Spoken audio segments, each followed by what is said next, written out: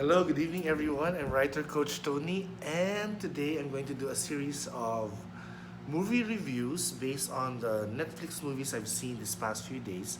This is going to be my vintage movie reviews. So it's movie reviews of movies that were shown years ago, no? And I decided to watch them again because I like them. No? So I'm going to do the review. For this first movie, I'll do the review is The First Wives Club. No? This was done in 1996, I think. It stars Goldie Hawn, um, Bette Midler, and Diane Keaton.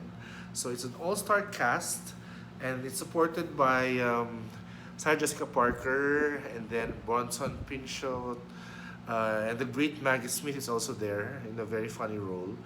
So the First Wives Club, in a way, it was done like 3 decades ago, and you can actually see that there have been changes in society. No, it's now 2020 right now, and then 2021 next year, and you've seen that in the movie. These three ladies, there are actually four ladies. No? The fourth lady is Tucker Channing, and in the beginning of the movie, her character commits suicide because her husband um,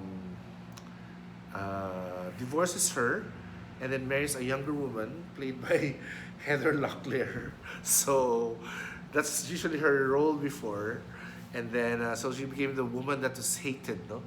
Um, so anyway, so Tucker Channing, their fourth friend, commits suicide, and this is like 40 years later, or yeah, 30 years later after the, no, 20 years later after the graduation, or 25 years, no?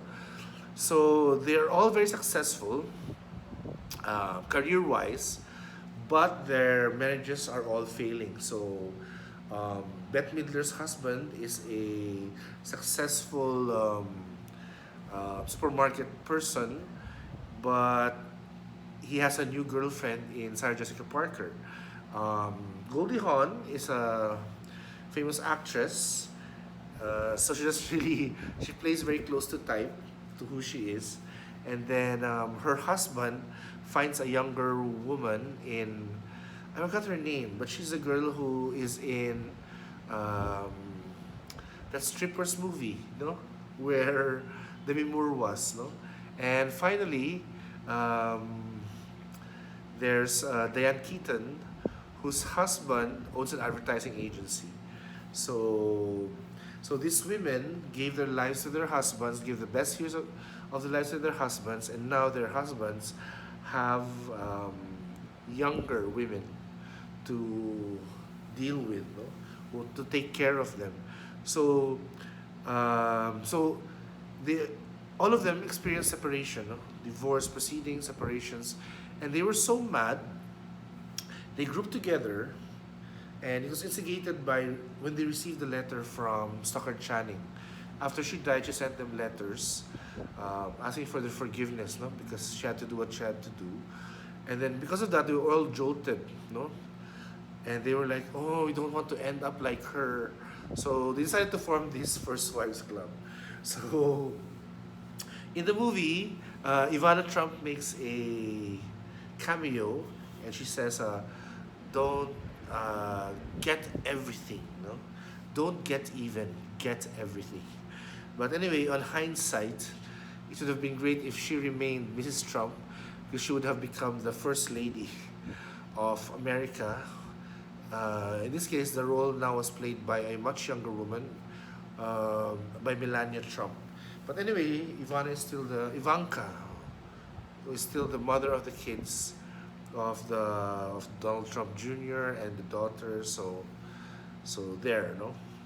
Um, the movie though has, I think, some slips, no. What do you call that? Because of it was done 3 decades ago. The daughter of Dan Keaton is a lesbian, and she uses that reason to shock her parents, no, which makes it appear that being a lesbian is something bad, which is not. No? It's just who she is. But of course, now, if that movie was shown then, I'm sure it will have many eyebrows raised, no, because Why are they using her being a lesbian as a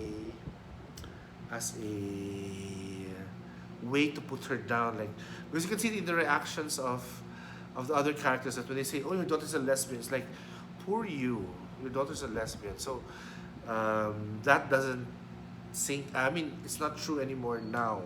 No, we do not look down on lesbians and gay people.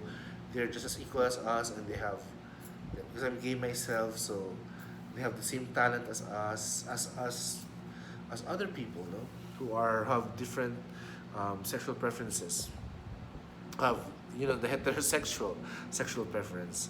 So anyway, that's one thing that has changed in society. You don't put down another person by saying, "Oh, you're a lesbian." No, now it's more of okay, great. Who cares? I mean, to each his own. And then what else did I notice? That they put down other. Anyway, that's the part that really struck me.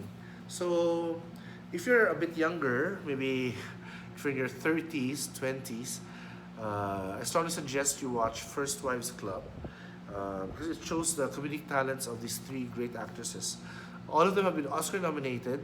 Diane Keaton has won an Oscar for Annie Hall, and then Cactus Flower for Goldie Hawn. So they're all Oscar caliber um, performers. No, J.K. Simmons is even there. So they're all very great performers. So um, if you're in Netflix and you want vintage movies, uh, go and watch First Wives Club. It's funny, it's a bit dated, and because they have also they're singing these songs, no, "You Don't Own Me," which was a '60s hit.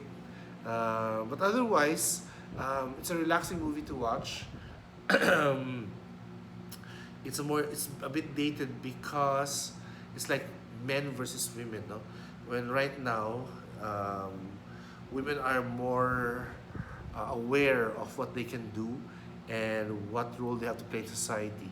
So in a way, that part is a bit dated, especially when the women have to serve their men, which is a bit ridiculous right now, no? Because you're seen as equals. You don't serve someone, you you complement each other, no? So that's what that in that part of the movie has changed, no? 30 years later.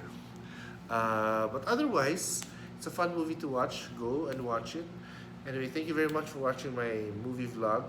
Um, Please don't forget to subscribe to my Twitter, Instagram, and my Facebook. And please subscribe to my channel, Writer Coach Tony. So thank you everyone. Take care.